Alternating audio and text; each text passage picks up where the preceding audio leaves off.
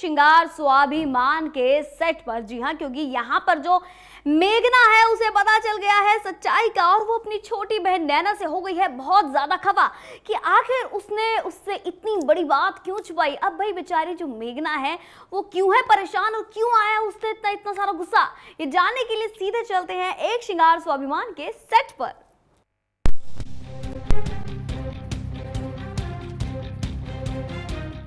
दादाजी संध्या मासी को नैना से माफी मांगने को कहते हैं और उसके बाद नंद किशोर को भी माफी मांगने के लिए कहते हैं। तभी मेघना के घर से उसके मामा जी आते हैं और नंद किशोर को माफी मांगने से मना कर देते हैं।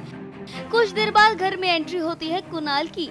मेघना कुणाल को डांटती है कि आखिर उसने उसे क्यों नहीं बताया कि करण को इतनी बड़ी परेशानी है। करण ने नैना की जिंदगी बर्बाद कर दी, ऐसा कहना है मेघना का। और तब नैना मेघना को समझाती है, लेकिन मेघना को बुरा लगता है कि उसकी छोटी बहन नैना को भी करण की बीमारी का पता था, लेकिन उसने भी उसे ये बात छुपाई। मेघना, जिस दिन का इंतजार आप कर रही थी नंद किशोर से माफी मंगवाने का, वो दिन कहीं ना कहीं आ चुका है। नहीं, एक्चुअली नंद किशोर से माफ़ी मंगवाने से जीत नहीं होनी है मेघना की। वो तो उसका घमंड तोड़ना चाहती है। उसका जो बिलीफ है कि वो कुछ भी कर सकता है, मनमानी कर सकता है, उसके पैसों का जो घमंड है उस चीज़ से मेघना को चिढ़ है। तो बस उसे माफ़ी की कोई इच्छा नहीं है कि वो मुझसे माफ़ी मांग लेगा तो सब ठीक हो जाएगा। बस ये है कि आज मेघना के सामने रिवील हुआ है करण की बीमारी, जो अभी तक सबको पता थी बट मेघना को नहीं पता था। बहन ने छुपा के रखा था, किसी ने बताया नहीं था। तो बस ये वो है कि उसने सबसे पूछा कि ये बात हमसे क्यों छुपाई गई और ये बिल्कुल भी सही नहीं था।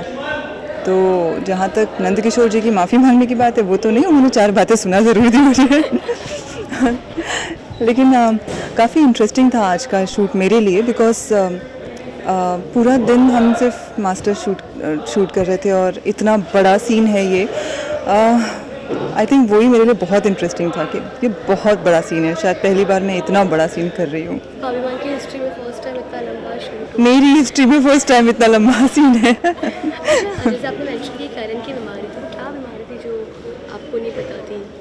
जैसे सब जानते हैं करण को स्किन प्रॉब्लम है, जो होली पे रिवील हुआ था और तब से वो सबको पता है, बट किसी तरह वो मुझसे छुपा के रखा गया था। नैना नहीं चाहती थी कि मुझे पता चले। नैना को अच्छे से पता था, दी को अगर पता चला तो वो उन्हें बिल्कुल अच्छा नहीं लगेगा। कि तो मेघना आगे क्या प्लान कर रही है? अभी कोई प्लान नहीं फिलहाल। तो मेघना सिर्फ सोच समझ के इन चीज़ों को अभी तक तो सिर्फ वो समझने की कोशिश कर रही है कि अरे बहन ने अभी तक मुझे नहीं बताया था।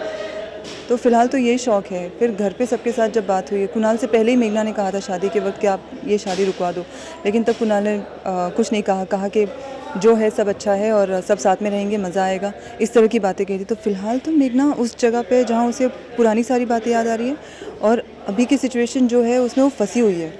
तो बहुत ही बेबस है फ़िलहाल। वो समझने की कोशिश कर रही है कि ये हुआ क्या आखिर लाइफ में, ये तो नहीं सोचा था।